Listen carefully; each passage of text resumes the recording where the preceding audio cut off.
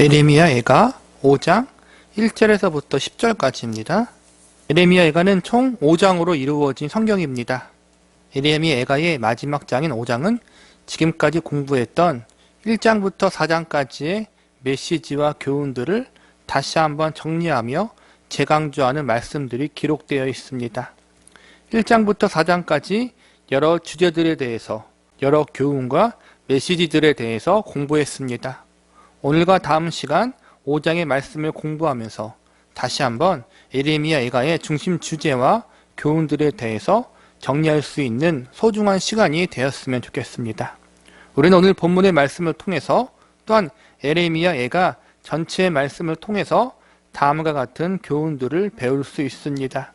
첫 번째로 인간의 완악함에 대해서 배울 수 있습니다.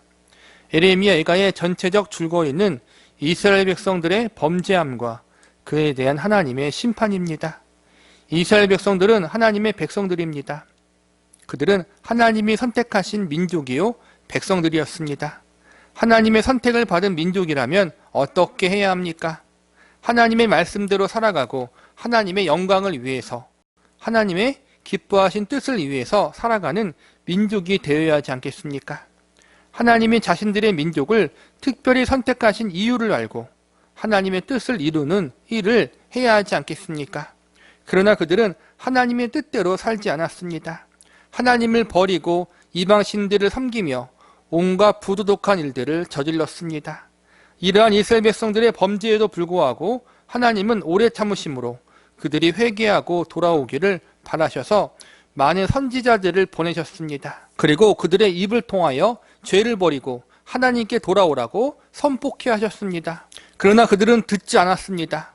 오히려 하나님이 보낸 선지자들을 핍박하고 죽였습니다.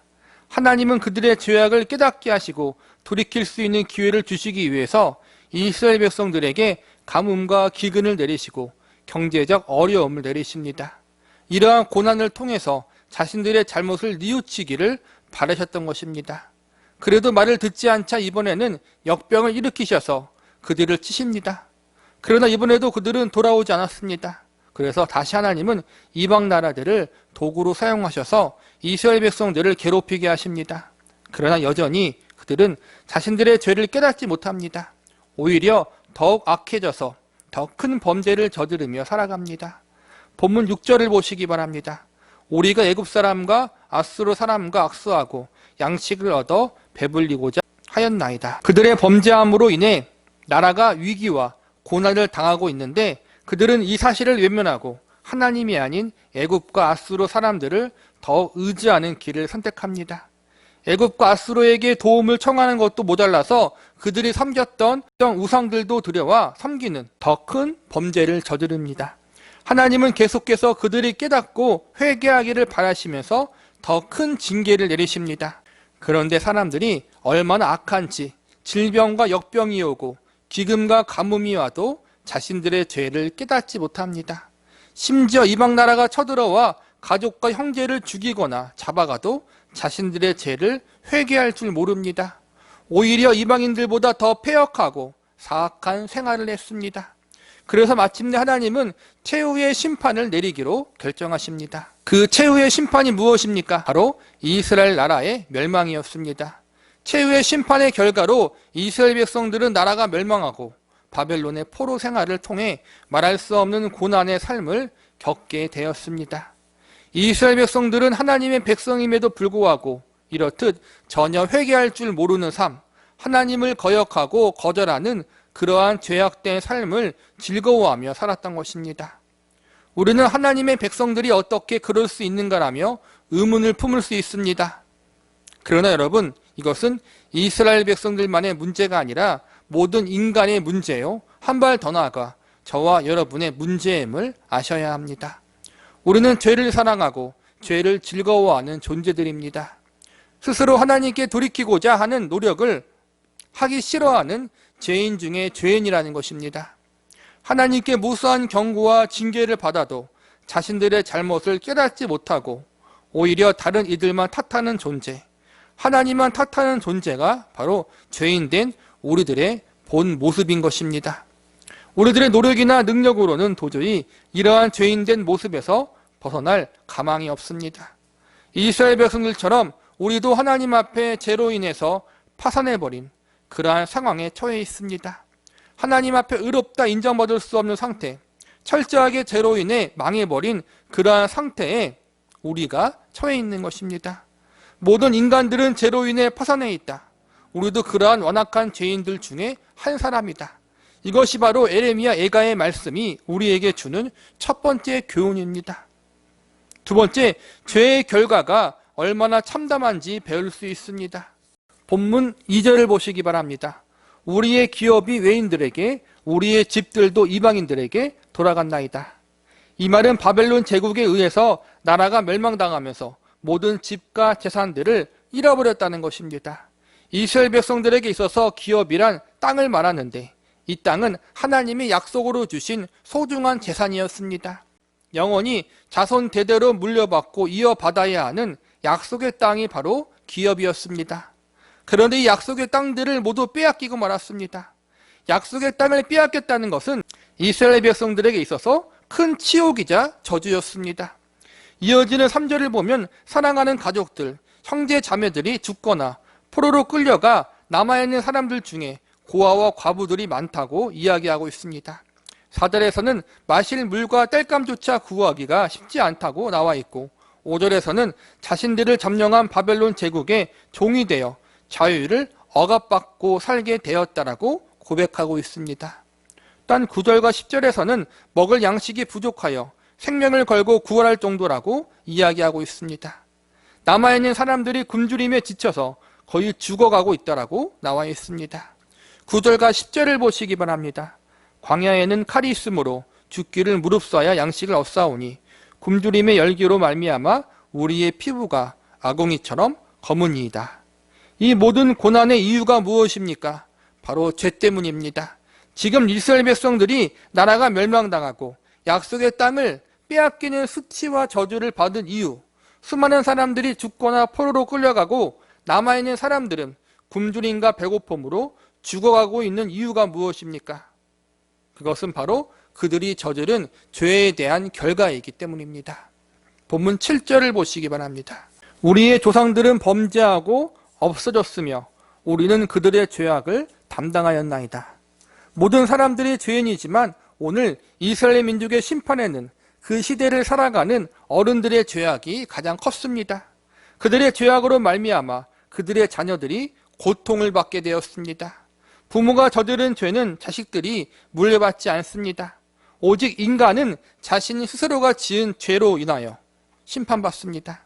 그러나 죄의 결과와 죄에 대한 부정적 영향들은 다른 사람들에게, 특별히 자녀와 후손들에게 큰 피해를 입힐 수가 있습니다. 죄의 결과는 나뿐만 아니라 나와 내 가족, 사랑하는 이들을 고통스럽게 할 수 있다는 것입니다. 7절의 말씀은 부모의 죄, 조상의 죄로 말미암아 자녀와 후손들이 심판받고 고난받았다는 말이 아닙니다. 부모와 조상들의 죄악된 모습을 자녀와 후손들이 그대로 본받아 행했고 그로 말미암아 하나님으로부터 징계를 받았다는 것이 보다 정확한 표현일 것입니다. 즉 이스라엘 민족의 부모들이 가장 크게 잘못한 것은 그들이 자녀와 후손들에게 하나님을 바르게 섬기는 신앙을 물려준 것이 아니라 우상을 섬기는 악한 행실과 도덕적, 윤리적으로 폐악된 삶의 모습을 물려준 것입니다. 우리는 우리의 삶이 우리만의 것이 아님을 명심하고 있어야 합니다. 저와 여러분의 삶의 모습은 우리의 자녀들에게 큰 영향을 미친다는 사실을 알아야 합니다. 우리는 이스라엘 민족의 부모들처럼, 조상들처럼 죄악된 삶의 모습을 물려주는 것이 아니라 하나님을 참되게 바르게 섬기는 올바른 믿음과 신앙을 물려줄 수 있는 사람들이 되어야 합니다. 죄는 죄를 짓는 당사자의 인생을 공고하게 만들고 삶을 고통스럽게 만듭니다. 더욱 무서운 것은 육적인 고통이 아닙니다. 죄는 하나님과 우리의 관계를 단절시키고 결국 우리의 영혼이 저주받는 심판을 받는 자리에 이르게 한다는 것이 더욱 무서운 것입니다. 우리 역시 회개하지 않으면, 죄에서 돌이키지 않으면 이스라엘 민족과 동일한 고통을 받을 수밖에 없습니다. 하나님은 이스라엘 백성들이 하나님 앞에 심판당하는 모습을 보여주심으로 죄의 결과가 얼마나 무서운지, 얼마나 참담한 것인지를 우리에게 알려주고 계십니다. 세 번째로 하나님만이 유일한 구원자이심을 배울 수 있습니다. 완악한 인간은 스스로 변화시키거나 새롭게 할 수가 없습니다. 죄인된 신분을 벗어날 수도 없고 그로 인해 발생하는 죄의 참혹한 결과도 피할 수가 없습니다. 오늘 본문에 나오는 이스라엘 백성들이 바로 그 대표적인 예입니다. 그들은 그들 스스로를 새롭게 할 수가 없었고 죄와 죄의 형벌로부터 그들 자신을 구원할 수가 없었습니다. 그들이 행하는 종교적 행위도, 심지어 그들이 가지고 있었던 하나님의 성전이라는 건물도, 언약궤라는 성물도 그들을 구원할 수가 없었습니다. 예레미야 선지자가 이러한 사실을 깨닫고 하나님 앞에 어떻게 기도합니까? 본문 1절을 보시기 바랍니다. 여호와여, 우리의 당한 것을 기억하시고 우리의 수욕을 감찰하옵소서. 이 말씀에서 중요한 것은 원수들에게 복수를 해달라고 강구하는 것이 아니라 하나님을 향해서 기억하소서라고 외친 기도의 내용입니다. 하나님께 기억해달라는 것은 제발 하나님의 백성들을 긍휼히 여겨달라고 간곡히 간구하는 것입니다. 하나님의 은혜를 구하는 것입니다. 하나님의 백성임에도 불구하고 하나님 앞에 죄를 지어 심판을 받았습니다. 우리는 심판을 받아도 마땅한 존재입니다. 하나님의 심판은 정당하고 옳습니다. 그러나 그럼에도 불구하고 하나님, 저희를 불쌍히 여겨 주시옵소서. 우리에게 자비와 긍휼과 은혜를 베풀어 주시옵소서. 이렇게 예레미야 선지자가 하나님께 간구하고 있는 것입니다. 그리스도인들이 할 수 있는 가장 최상의 기도와 간구는 바로 하나님의 은혜를 구하는 것입니다. 은혜는 받을 만한 사람들에게 주는 것이 아닙니다. 받을 만한 조건이 있는 사람에게 주는 것은 보상이나 대가입니다. 그러나 진정 받을 만한 조건을 가지고 있지 못한 사람에게, 그만한 가치가 없는 사람에게 베푸는 것은 바로 은혜입니다. 지금의 이스라엘 백성들은 하나님께 어떤 보상이나 응답을 받을 만한 존재들이 아니었습니다. 그들은 하나님을 거절하고 외면한 죄인들이었습니다. 한 발 더 나아가 하나님을 대적한 범죄자였습니다. 이들에게는 도저히 하나님의 도우심이나 어떠한 응답을 바랄 수 있는 아무런 조건이 존재하지 않았습니다. 하나님 앞에 잘한 것이 눈 씻고 찾아봐도 없습니다. 그래서 예레미야 선지자가 어떻게 합니까? 바로 은혜를 구합니다. 아무것도 내세울 것이 없기에, 오히려 인간의 죄성만 보이기에 예레미야 선지자는 은혜를 구하는 것입니다. 하나님께서는 은혜를 구하는 자에게 자비와 긍휼을 내려주신다는 사실을 믿으십니까? 우리가 잘했으니 축복해 주시옵소서. 이 기도와 간구는 은혜를 구하는 것이 아니라 보상을 구하는 것입니다. 우리가 잘하면 하나님이 축복을 주실 수 있습니다. 구약 성경에서는 분명히 하나님 말씀에 따라 살아간다면 축복을 주신다고 약속하고 있습니다. 하나님의 말씀에 순종하는 삶을 살아가면 복을 주신다라고 약속하십니다. 그러나 지금 이스라엘 백성들에게, 그리고 우리에게 필요한 것은 축복이 우선이 아니라 죄인들을 용서해 주시고 받아주시는 하나님의 은혜입니다. 우리에게 필요한 것은 보상이 아니라 하나님의 은혜라는 사실을 명심하시기 바랍니다. 죄인들에게 필요한 것은 하나님의 자비와 긍휼입니다. 그리고 자비와 긍휼이 필요한 그 죄인이 바로 저와 여러분입니다. 다음 시간에도 배우겠지만 예레미야 예가를 통해서 가장 중요하게 명심할 것은 우리는 죄인이며 하나님의 은혜가 아니면 살아갈 수 없는 존재라는 것을 아는 것입니다. 이것은 예레미야 예가뿐만 아니라 모든 성경에서 가르치는 가장 중요한 메시지입니다. 나의 공로를 의지하지 않고 겸손히 하나님의 은혜를 구하는 사람이 되시기를 바랍니다. 나의 죄인됨을 인정하고 나의 죄로 인해 발생했던 인생의 수많은 파괴적인 결과들과 고통들이 전적인 나 때문임을, 나의 잘못 때문임을 우리는 인정하는 자리에 가야 합니다. 그러나 인정하는 자리에서 멈추지 말고 하나님 앞에 나아가 이러한 우리들을 자비와 긍휼로 대해주시고 은혜를 부어달라고 간구도 함께 올리는 사람들이 되어야 합니다. 본문 19절을 보시기 바랍니다. 여호와여, 주는 영원히 계시오며 주의 보좌는 대대 이르니이다. 우리가 은혜를 간구하는 대상, 은혜를 내려주실 그분은 영원하신 하나님이십니다. 그분은 하늘의 보좌에서 권능을 가지고 우주 만물을 다스리시는 왕이십니다. 그 만왕의 왕인 하나님이 그분의 독생자를 친히 우리의 죄를 사하여 주시고 구원해 주시기 위해서 이 땅에 보내셨습니다. 그분은 십자가상에서 우리의 모든 죄를 사하여 주셨습니다. 에베소서 2장 4절과 5절에 보니까 이렇게 설명하고 있습니다. 긍휼이 풍성하신 하나님이 우리를 사랑하신 그 큰 사랑으로 인하여 허물로 죽은 우리를 그리스도와 함께 살리셨고 너희는 은혜로 구원을 받은 것이라.